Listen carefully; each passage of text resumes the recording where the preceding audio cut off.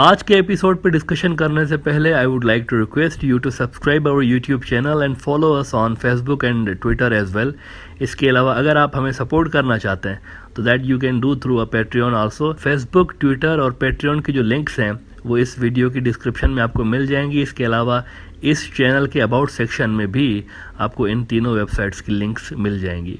कुछ दिन पहले ब्रॉडर व्यू में हमने डिस्कस किया था कि जापान में जब क्वाड का इजलास जारी था तो ठीक उसी वक्त यानी नीचे ज़मीन पर ये मीटिंग चल रही थी इंडिया, ऑस्ट्रेलिया, अमेरिका और जापान की। तो ठीक उसी वक्त सी ऑफ जापान के ऊपर रशियंस और चाइनीज़ फाइटर जेट्स जो थे वो परवाज़ें कर रहे थे और ये कोई आम जहाज़ नहीं थे, न्यूक्लियर बॉम्बर्स थे।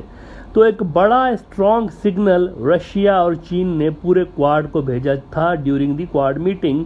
लेकिन अब एक और बड़ा रिस्पॉन्स सामने आया है चाइना की जानिब से। चाइना के फॉरेन मिनिस्टर जो हैं वांग यू साहब, ये पहुंचे हैं एक मुल्क। जैसे ही क्वाड की मीटिंग ख़त्म हुई है ना तो ये एक मुल्क में पहुंचे हुए हैं। कहाँ पे पहुंचे हैं?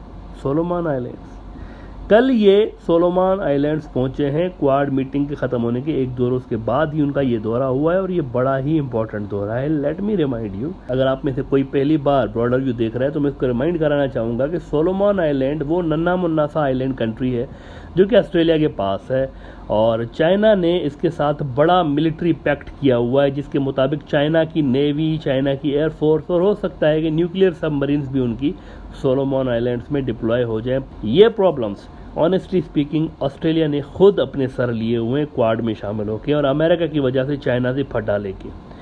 एक क्वाड मुल्क का थ्रेट यूं समझें कि न्यूट्रलाइज कर दिया है चाइना ने, यानी ऑस्ट्रेलिया का थ्रेट उसके ऊपर आके बैठ गया ना सोलोमन आइलैंड में। दूसरा जो मुल्क है क्वाड का वो है इंडिया। अब इंडिया का तो बॉर्डर चाइना के साथ है और चाइना तो उसको चारों तरफ से घेर के बैठा हुआ है। तीसरा जो क्वाड का मुल्क है जापान, वो खुद अपनी सिक्योरिटी के लिए अमेरिका पे डिपेंड करता है। तो क्वाड एक ऐसा जहाज बन चुका है जो कि रनवे पे तेजी के साथ दौड़ता चला जा रहा है लेकिन टेक ऑफ नहीं कर पा रहा है। ज़रा सा अमेरिका इधर से कुछ होशियारी करता है तो ठग करके चाइना उसको काउंटर करने के लिए आ जाता है मैदान में। आप देखें वो ऑस्ट्रेलिया को लेकर आ गए तो ये सोलोमन आइलैंड्स में आके बैठ गए चाइनीज़। तो चाइना जो है वो एक हाथ अभी तक क्वाड से आगे हमें नज़र आता है। ग्लोबल टाइम्स, चाइना का सरकारी अखबार, ये कह रहा है कि Chinese foreign minister starts trip to South Pacific, Solomon Islands shows respectable courage in developing ties with China.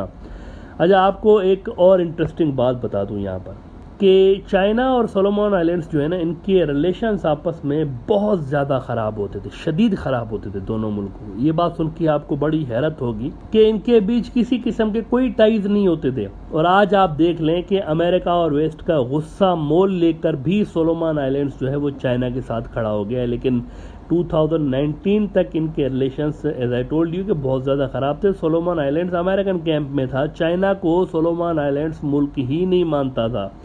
इन्होंने चाइना की बजाय ताइवान को रिकॉग्नाइज करके रखा हुआ था कि ताइवान ही असल में चाइना है। और 2-3 साल के अंदर अंदर आप देखें कि ये हो गया है, पूरी की पूरी गंगा जो है वो उल्टी बह रही है। 2019 में इन्होंने ताइवान को तलाक दे दी और चाइना को एक्सेप्ट कर लिया, गुडी गुडी हो गए सारे।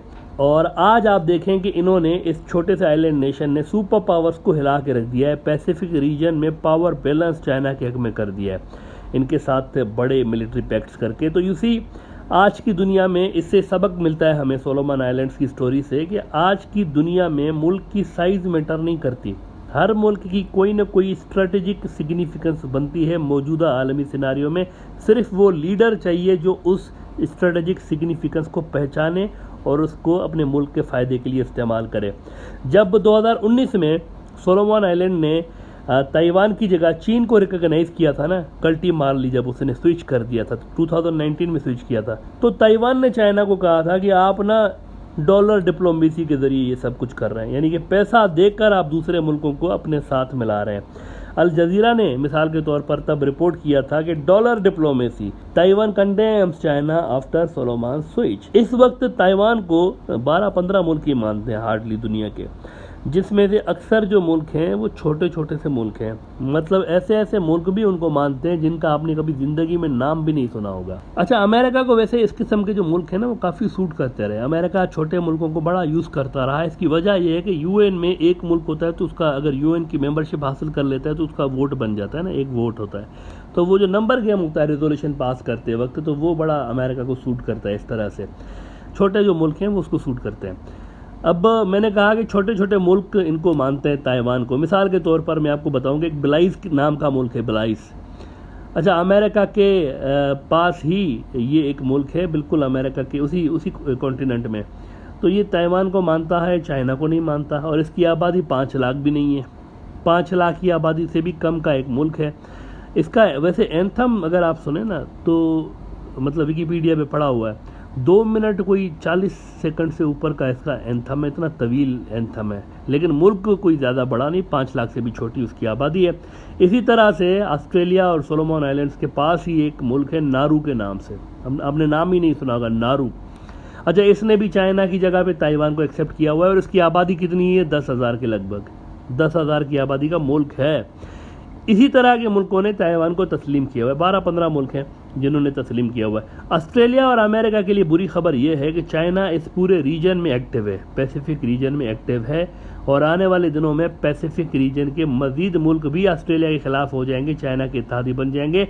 स्टार्टिंग सोलोमन आइलैंड्स ने की है, उसने एक दरवाज़ा खोल दिया है। पहले जो छोटे मुल्क थे वो ज़रा कंसीडर करने में हिचकिचा रहे थे, झिझक रहे थे कि यार ऐसा ना हो कि हम पूरे रीजन में आइसोलेट हो जाएं। छोटे छोटे आइलैंड्स जो हैं कि ये सारे जो हैं वो उस तरफ हैं, अमेरिका की तरफ, ऑस्ट्रेलिया की तरफ, और हम चले जाएं इधर, तो वो झिझक रहे थे। अब ये हुआ है कि सोलोमन आइलैंड्स ने दरवाज़ा खोल दिया है।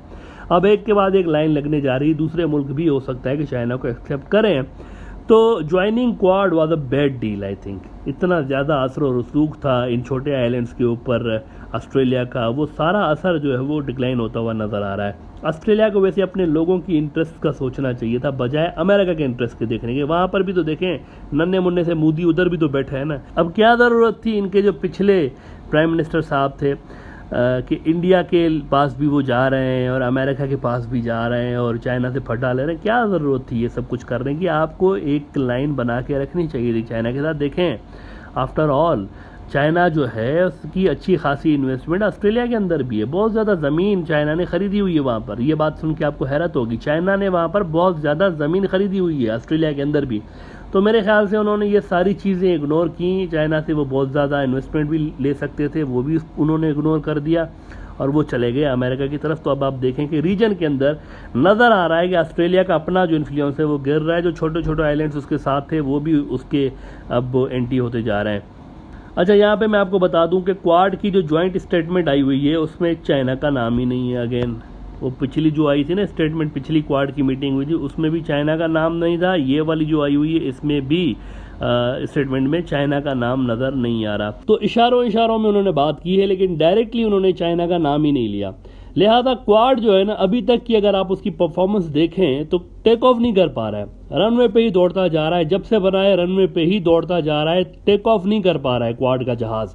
लेकिन ये याद रहे मित्रों के हर रनवे का एक एंड ज़रूर होता है, और उस रनवे की जो एरिया है ना उसके अंदर अंदर जहाज़ ने उड़ना होता है, टेक ऑफ करना होता है। अगर नहीं उड़ा और सीधा ही दौड़ता रहा तो रनवे ख़त्म हो जाता है, और फिर जब रनवे ख़त्म हो जाता है तो जहाज़ का फिर धपड़धूस होना तय बात है।